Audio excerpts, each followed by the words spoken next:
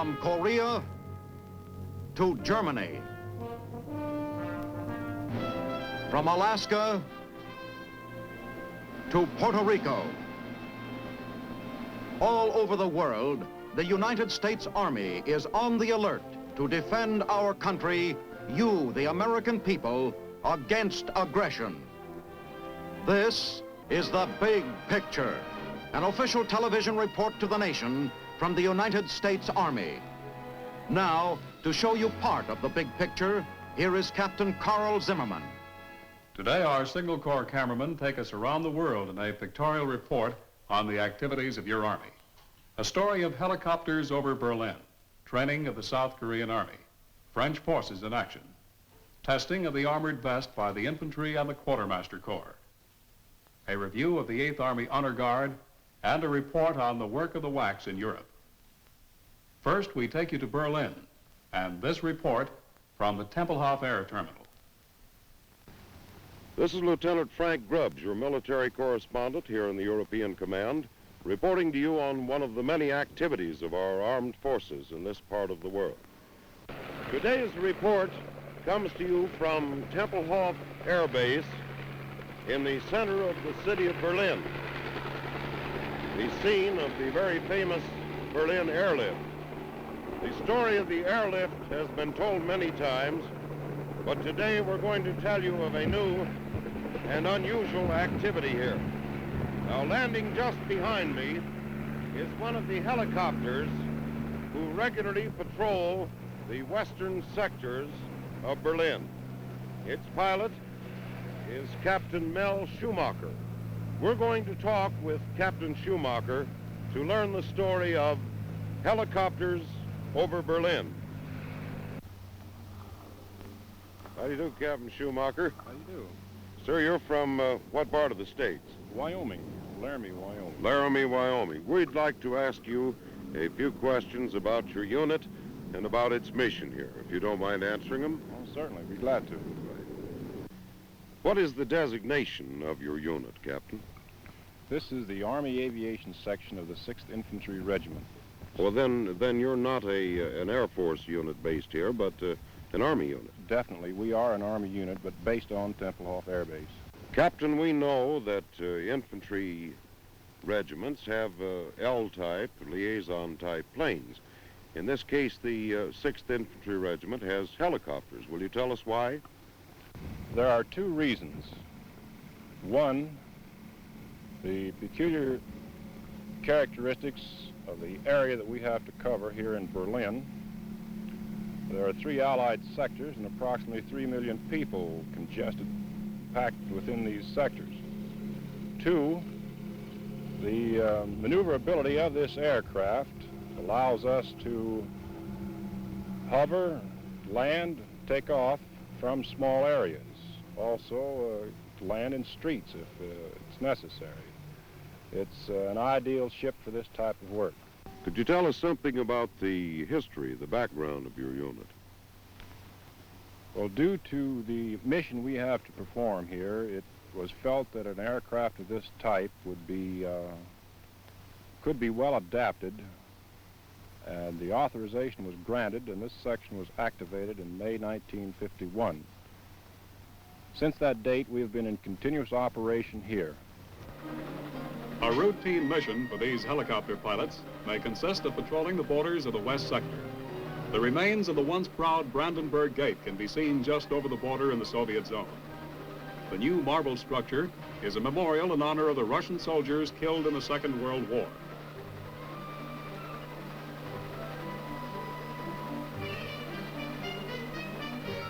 It's an important job these helicopter pilots have, observing the activities of the people in the western part of Berlin. Pilots also help with special jobs of air observation, including missions for the Army engineers, and cooperating with the West Berlin police to see that the big city keeps running smoothly. Vital supply routes leading into the city, such as railway arteries, are checkpoints for the helicopter pilots.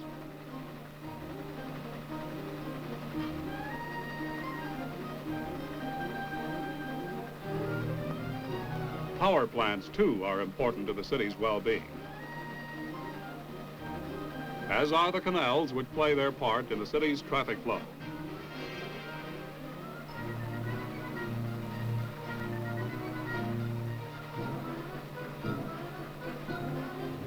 Yes, there are many useful jobs to be done by the versatile helicopters over Berlin.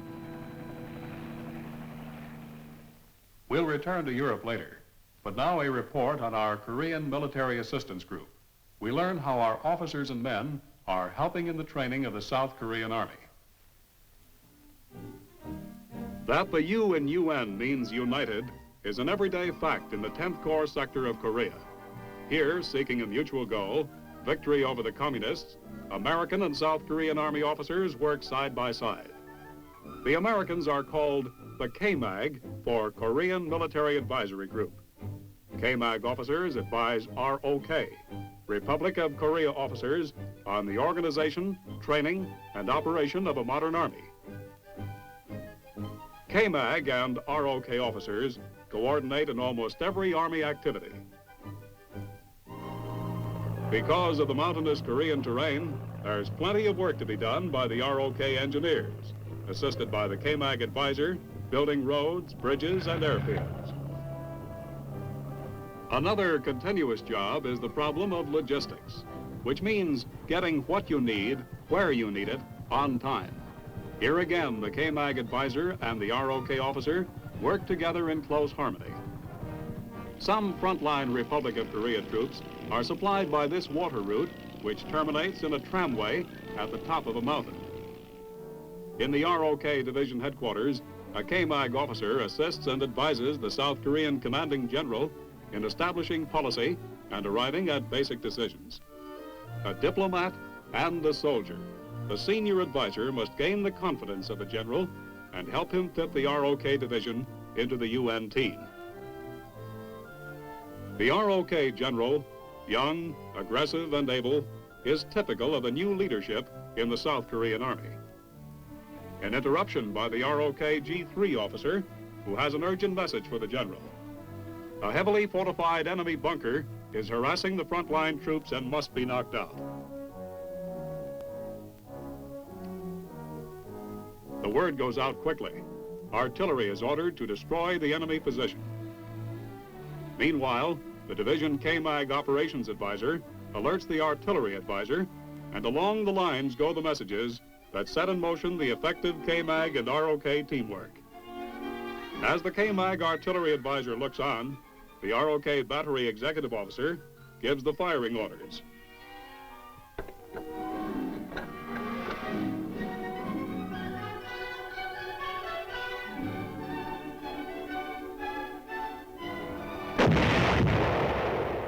Bad news for the enemy. On the way.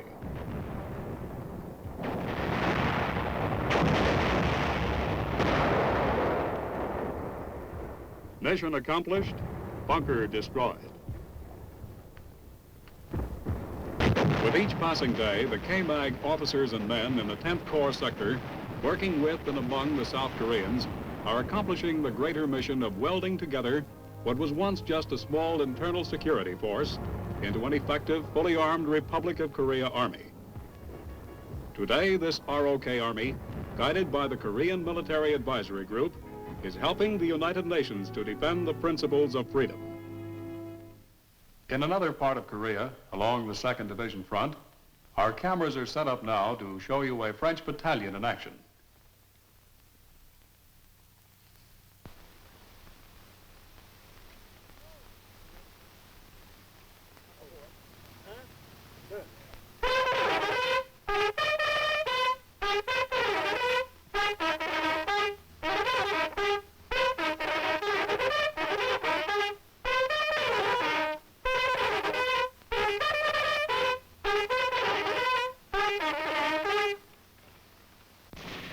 The volunteer French battalion is a very effective part of the UN forces fighting in Korea. These hardy veterans of many bitter Korean battles have a unique method of target practice.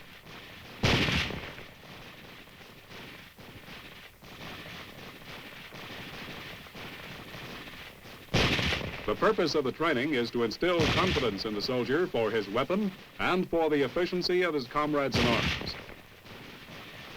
Because of the superb marksmanship of these fighters, there is no danger of accident. But this type of training is recommended for experts only.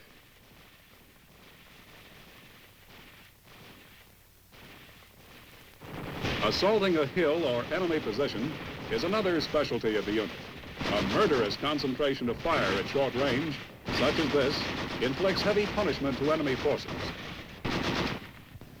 This is Lieutenant Colonel Francois Boré, commander of French forces in Korea. Colonel, we've just witnessed some very interesting training with your battalion. Would you tell us the purpose of this type of training? The purpose of this kind of training is to develop the self-control and chiefly confidence in their friends. It may seem very dangerous, but it is proved to be effective, and we have not had any accident because this training is progressive and we realize its performance only at the end of an intensive training period. I am particularly proud of the French Battalion, and I am sure it will continue to be an effective part of the United Nations effort. Recently, men of the Army's 3rd Division worked with specialists of the Quartermaster Corps in testing the armored vest. For this report, we go back to Korea. On a hillside in Korea, soldiers of the 3rd Division are briefed on the use of a new armored vest. Like the Knights of King Arthur's Round Table going into battle with their steel breastplates and shirts of chainmail, these modern crusaders move out on patrol wearing the latest fiberglass and nylon armor of 1952. Thoroughly tested in stateside laboratories, the soldiers' new body armor weighs less than 8 pounds and affords protection from shoulders to waist. In this exhaustive field trial and combat, fighting men of all arms find the lightweight armored vest does not hamper their movements in any way.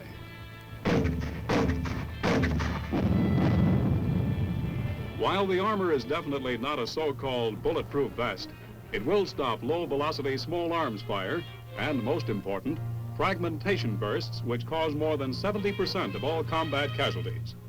At the rendezvous area, the members of the patrol report on their vests to the inspecting officer. Shipped back to Quartermaster Repair Center, battle-scarred vests are examined by experts and the field reports are read.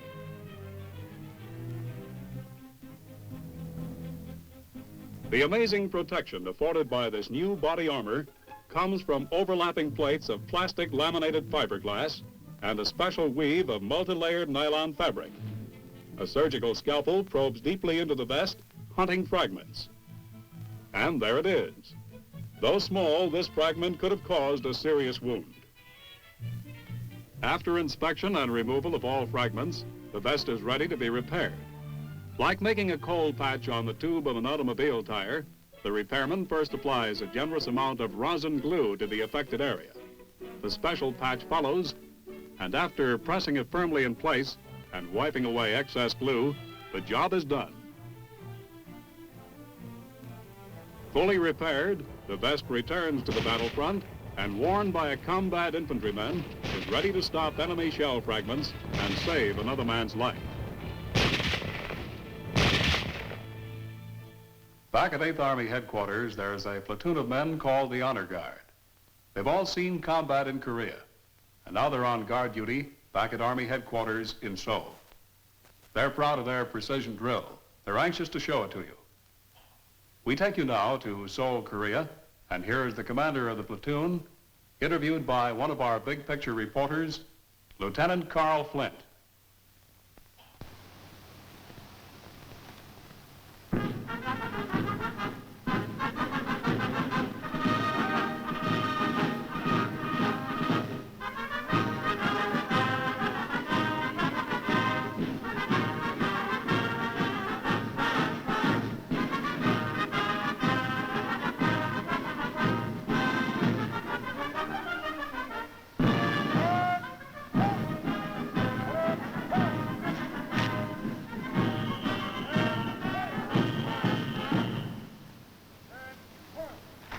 This is Lieutenant Carl Flint speaking to you from the grounds of the Toksukung Palace in Seoul, Korea. The men you see hard at work drilling are members of the 8th Army Honor Guard. This unique organization is a platoon composed of combat men with representatives from every American division now fighting in Korea.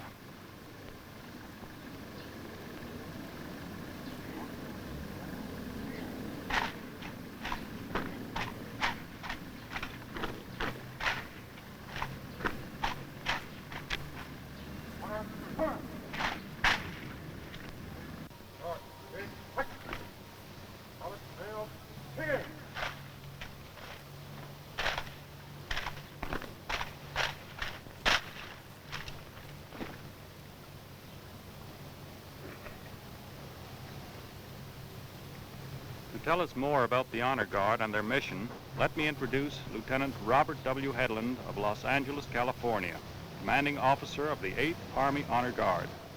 Lieutenant Headland, front and center, please.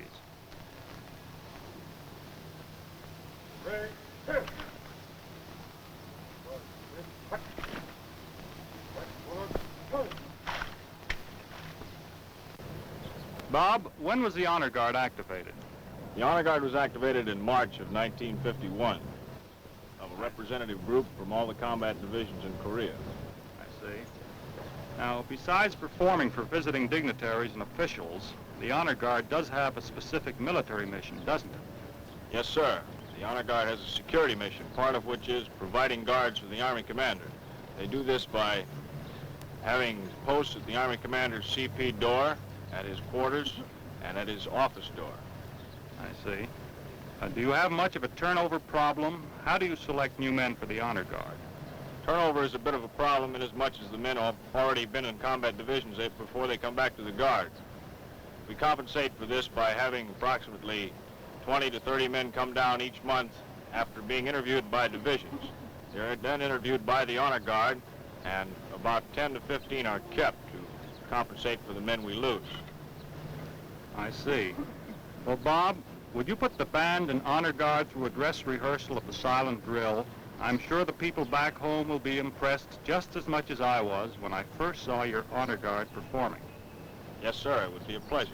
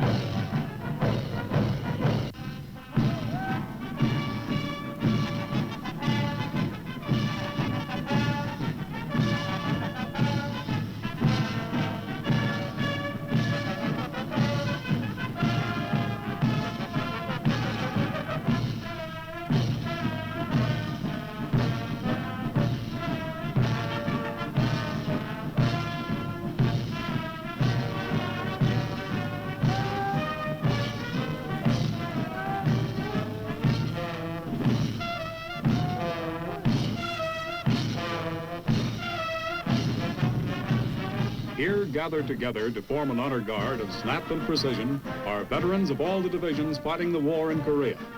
Some of the shoulder patches worn by these men include the 8th Army patch,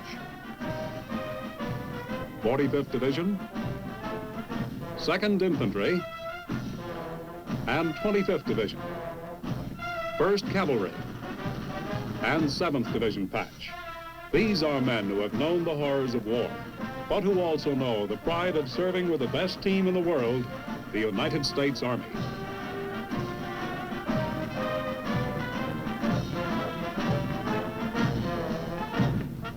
Present. Huh!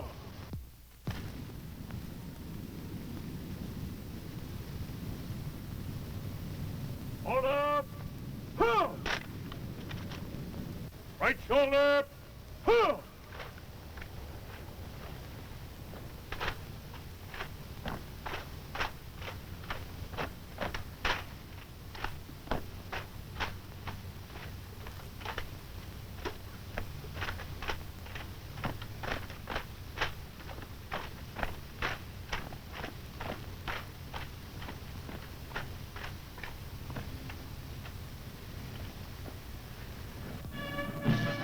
The silent marching manual is one of the most difficult feats for a drill team to perform. Since there are no verbal commands given during the entire manual, each man is required to keep in perfect rhythm with the rest of the unit at all times. To accomplish this, each soldier must concentrate not only on the marching cadence and movements, but on the cadence and movement of his rifle as well.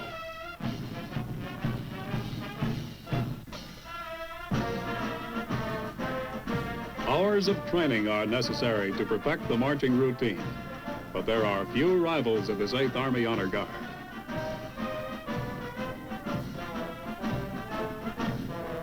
Each soldier is called on to perform as an integral part of the platoon, sometimes moving with the entire platoon, other times operating with his particular squad, and often performing as an individual in coordination with the rest of the unit.